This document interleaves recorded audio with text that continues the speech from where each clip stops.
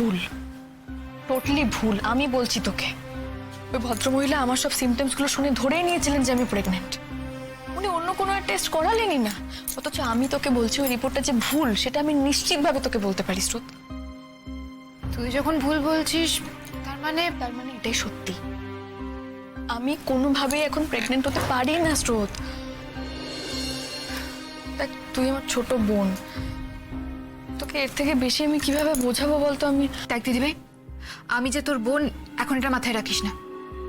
ধরে নে তুই ডক্টরের সাথে কথা বলছিস, এবার বল তো, যা বলার বল। স্রোত,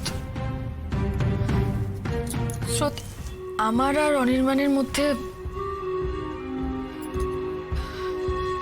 স্রোত, আমরা সেরকম কোনো সম্পর্কে আসিনি এখনো পর্যন্ত। আমার একটু সময় লাগবে, আমি সেটা বলেছিলাম ওকে। বৌভাতের রাতে যে ঘটনাটা ঘটেছিল তারপর থেকে আমার মধ্যে একটা দ্বিধা, একটা জড়তা কাজ করছিল।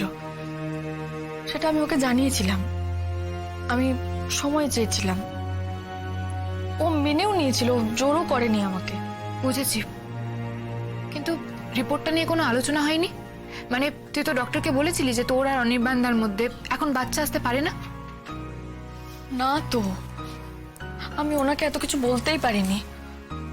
দেখ, ভদ্রমহিলা অনির্বাণের মায়ের পরিচিত, তাই এত কিছু বলা হয়নি ওনাকে আমার। তারপর আমি বুঝতে পারছিলাম উনি এত কিছু শুনতেও চাইছিলেন না হয়তো। যদিও খারাপ কোনো ব্যবহার করেননি, ওই গতানুগতিক ভাবে সবাই যেটা ভাবে তাই ভেবেছেন।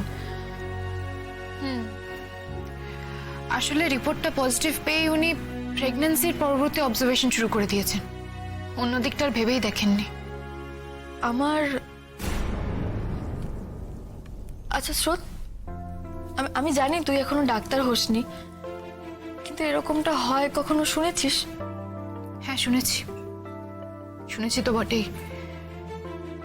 আচ্ছা দিদিভাই, তোর বাকি প্যারামিটার মানে পিরিয়ডসের কথা বলছিস তো? ওটা ইরেগুলারই, মানে ইরেগুলারই চলছিল ইদানিং। আমি অতটা সিরিয়াসলি নিইনি। নেওয়া উচিত ছিল দিদিভাই। যাকে তোর এই রিপোর্টটা জানার পর অনির্বাণদার কি রিয়াকশন?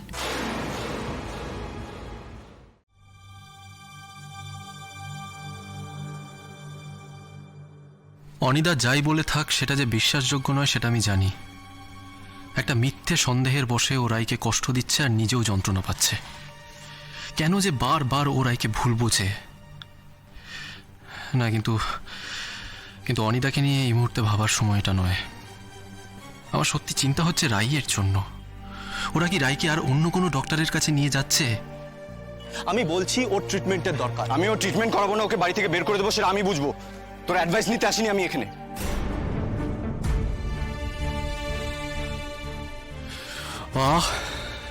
এটা তো আমি কাউকে জিজ্ঞেস করার জায়গাতেই নেই।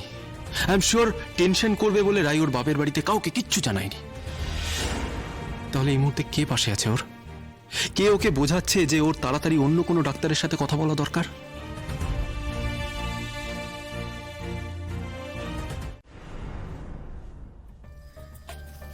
দাঁড়িয়ে আছিস কেন? বস। আঙ্কেল, আঙ্কেল দিদিভাই কি হয়েছে বলো না। দেখ, এগুলো তো কিছু বেসিক টেস্ট রিপোর্টস। এগুলো দেখে আপাতত মনে হতে পারে যে পেশেন্ট প্রেগনেন্ট। সেটা তো আমারও মনে হয়েছে, কিন্তু আঙ্কেল সেটা তো নয়। তাহলে তুই বল, কি হতে পারে তোর দিদির? আমার মাথা কাজ করছে না আঙ্কেল। আমার তো মনে হচ্ছে কোনো বড় একটা রোগ বাঁধিয়ে বসেছে দিদিভাই। মনে হওয়া দিয়ে তো ডাক্তারই হয় না, মাথাটাকে তো কাজ করাতে হবে। আজ বাদে কাল তুই ডাক্তার হবি, সাংঘাতিক সাংঘাতিক সিচুয়েশন সমস্ত ফেস করবি। সেখানে হয়তো দাঁড়িয়ে বাড়ির লোকেরও চিকিৎসা করতে হতে পারে। সেখানে মাথা কাজ করছে না জাতীয় অজুহাত তো চলবে না, আমি তো শুনবো না। কথাটা তুমি ঠিকই বলেছ, কিন্তু আঙ্কেল আমি তো এখনো স্টুডেন্ট। তো সেকেন্ড ইয়ার হয়ে গেল, কতগুলো কেস স্টাডি পড়ে ফেলেছিস, সিমটম দেখে রোগ চিনতে শিখেছিস। ঠিক করে ভাব, কি কি কারণে প্রেগন্যান্সির ফলস রিপোর্ট আসতে পারে। ভাব। দিদিভাই ঠিক হয়ে যাবে তো আঙ্কেল? আঙ্কেল দিদিভাইয়ের কিছু হলে আমি মরে যাব।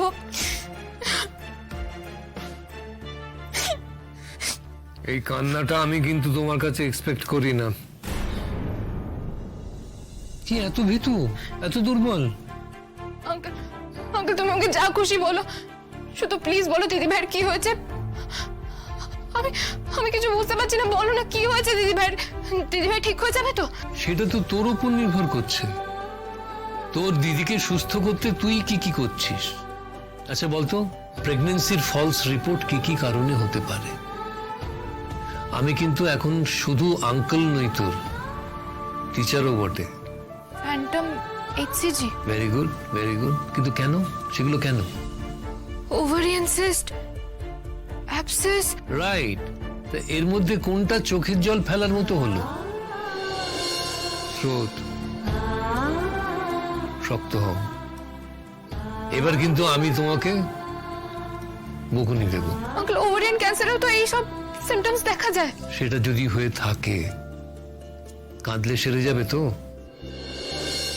চোখ মোচ। আমি এখানে কতগুলো আর্টিকেল বার করে রেখেছি, পরপর আছে। এটা নিয়ে যা, ওইখানে বস, মন দিয়ে পড়, প্রত্যেকটা আর্টিকেল পড়বি। ধর।